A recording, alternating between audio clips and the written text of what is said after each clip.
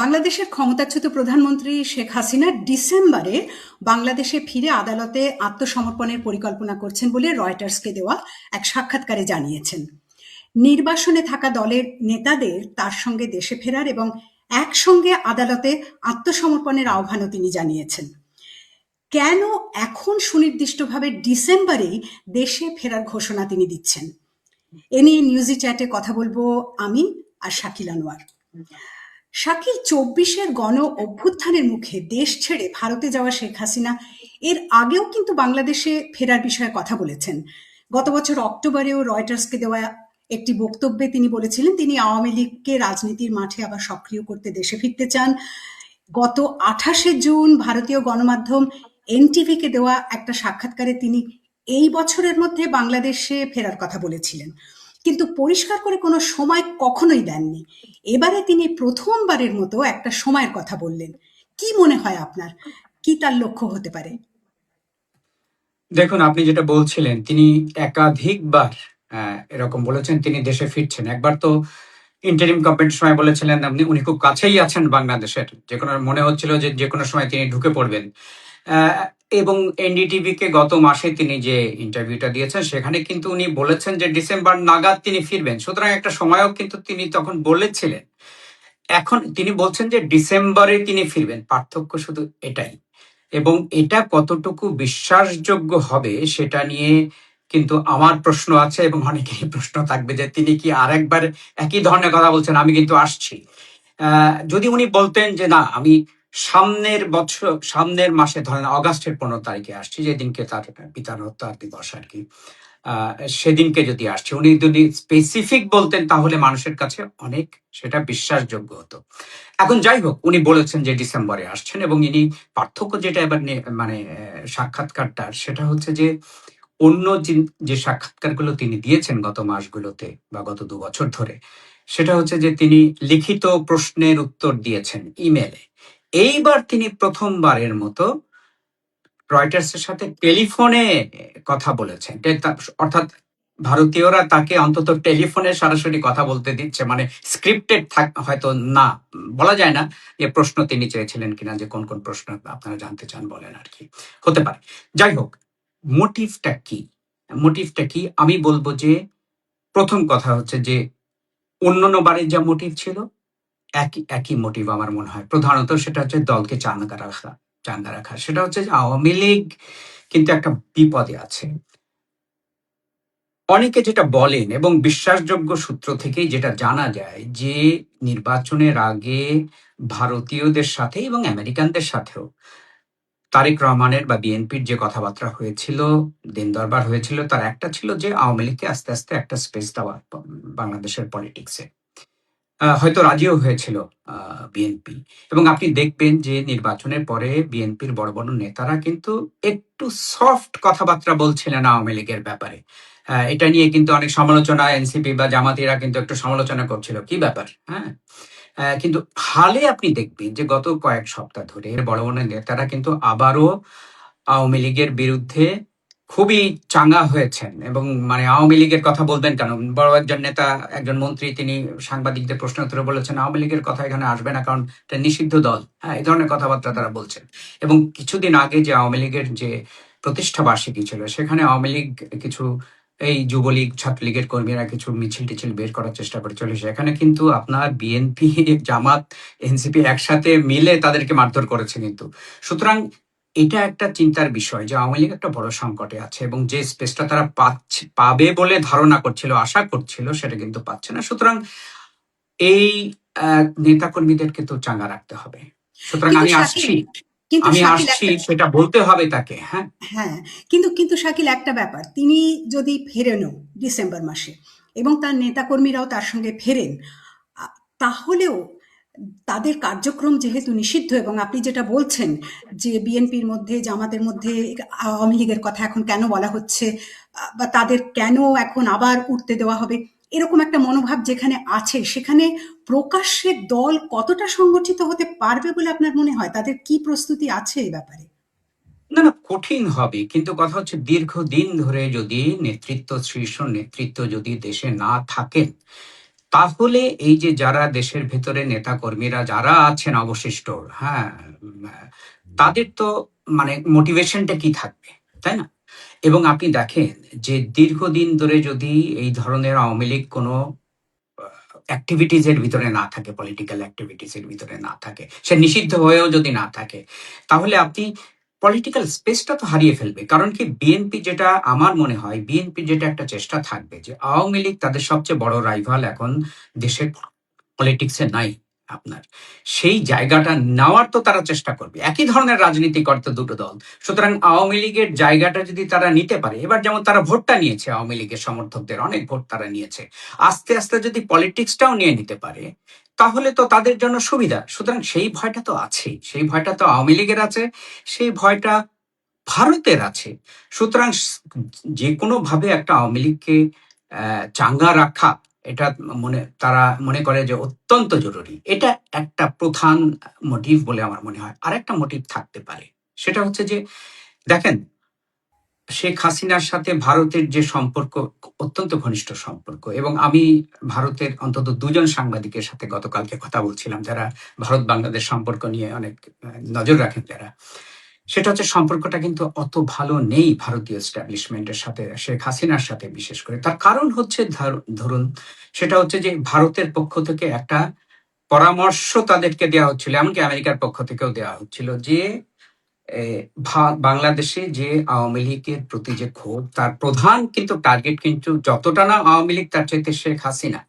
সুতরাং আপনার বয়স হয়েছে, আপনার এখন ৭৮ বছর বয়স, আপনি এক কাজ করেন, আপনি আপাতত অবসর নেন এবং অন্য আরেকজনকে, অনেক গ্রহণযোগ্য কাউকে আপনি নেতৃত্ব দেন, এবং সেটা তিনি একেবারেই মানতে রাজি না, নাকি একেবারেই মানতে রাজি না। এবং ওই একজন সাংবাদিক আমাকে বললেন যে এই বিভিন্ন কারণে ইভেন তাকে নাকি এমন পরামর্শ দেওয়া হয়েছিল এই নির্বাচনের আগে, যে আপনি এক কাজ করেন, আপনার দল নিষিদ্ধ, নির্বাচন করতে পারছে না, কিন্তু আপনার সমর্থক বলে পরিচিত এরকম ৩০-৪০ জন মানে প্রার্থীকে আপনি দাঁড় করানোর ব্যবস্থা করেন আর কি, তাহলে তারা স্বতন্ত্রভাবে দাঁড়াবে।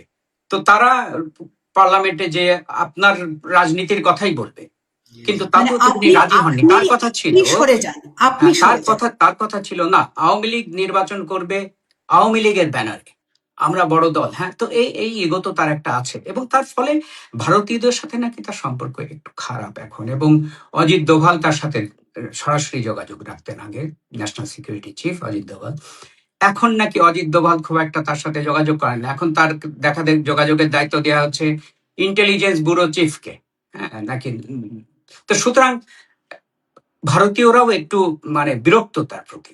তো ফলে তিনি এই কথা বলে, বা এই ধরনের কথা বলে, তিনি আরো একবার হয়তো যারা তাকে সরে যেতে বলছে, পরামর্শ দিচ্ছে, তাদেরকে বলার চেষ্টা করছেন যে দেখো, নেতৃত্ব আমার নেতৃত্বেই আওয়ামী লীগ থাকবে, আমি না থাকলে আওয়ামী লীগ থাকবে না বলে আমি মনে করি, এবং অনেকেই মনে করে। সুতরাং আমি সিদ্ধান্ত নেব আমি কি করব না করব, সুতরাং আমি ফিরছি, এই সিদ্ধান্ত আমার, আমি ডিসেম্বরে ফিরছি।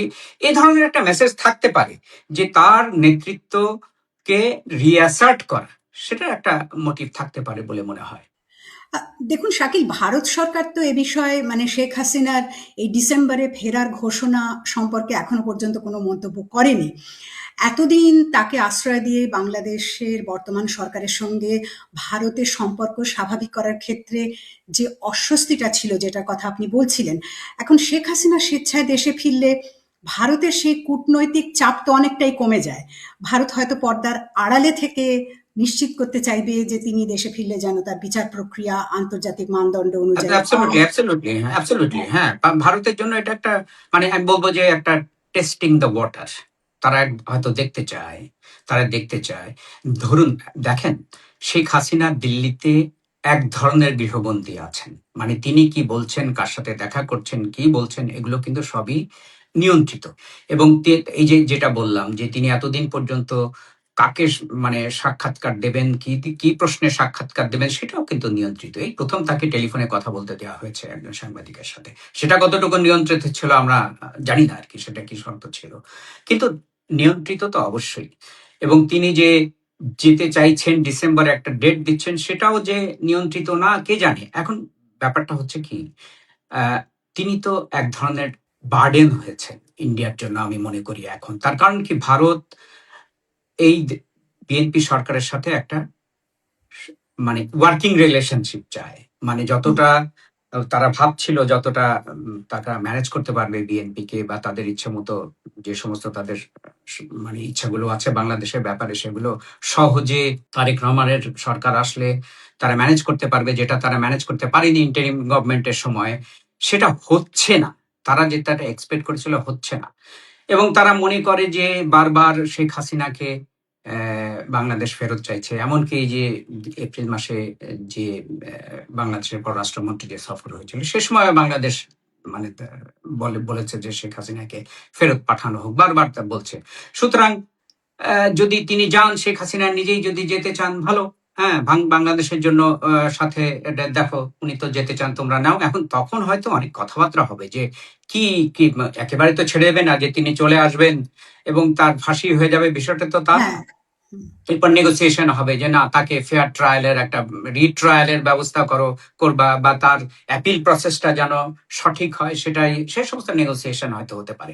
এখন বাংলাদেশকে তো বলা, বাংলাদেশ তো আর এখন কিছু বলতে পারবে না যে উনি তো যেতে চান, তোমরা ব্যবস্থা করো। হ্যাঁ, তাই না? হুম, তো নিজেই যেতে চেয়েছেন, সেটা হ্যাঁ। একটা থাকে, এটা একটা পজিটিভ বিষয় যে না, তাহলে করে সম্পর্কটা হয়তো একটু সুবিধা হতে পারে বাংলাদেশের সাথে ওয়ার্কিং ভারত। রিলেশনশিপটা। আরেকটা ব্যাপার হতে পারে, সেটা হচ্ছে যে এটার পেছনে একটা রাজনীতি থাকতে পারে।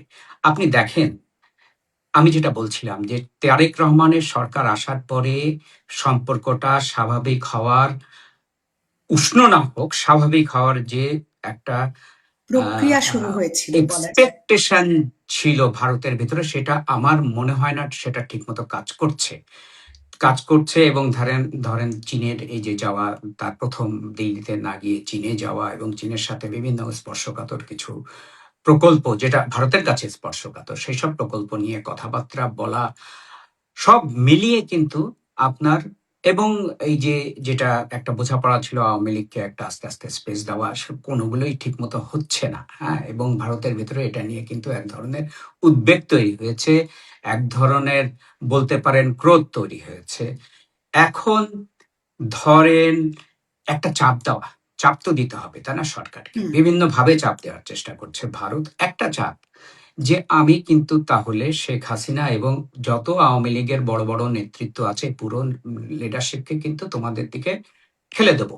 এখন ব্যাপারটা তো ঠিক যে শেখ হাসিনা এবং একসাথে আওয়ামী লীগের কয়েকশো বড় নেতা যারা ভারতে বসে আছেন, তারা যদি চলে আসেন বাংলাদেশে, আসবেন কিনা কোনো ঠিক নেই, বাংলাদেশ এভাবে নেবে কিনা, কিন্তু যদি চলে আসেন, তাহলে তো এই গভর্নমেন্টের জন্য একটা বড় ঝামেলা তৈরি হবে, এ ব্যাপারে কোনো সন্দেহ নেই। তাদেরকে ঝামেলাটা রাজনৈতিক ভাবে হবে, তারপরে প্রশাসনিক ভাবে হবে, এবং এই লোকগুলোকে বিচারের মুখোমুখি করা, তাদের বিচার কার্য, রায় যেটা হয়েছে সেটাকে কার্যকরী করা অত সহজ কিছু হবে না। আওয়ামী লীগ আলটিমেটলি তো একটা বড় দল, তাদের অনেক ফলোয়ার আছে দেশে, এবং তারা চিৎকার চেঁচামেচি যে করবে, এই মিছিল শুরু হবে, হরতাল শুরু হবে, মারামারি হবে, এগুলো ম্যানেজ করা আমার মনে হয় না গভর্নমেন্টের জন্য সেটা খুব স্বস্তিকর হবে।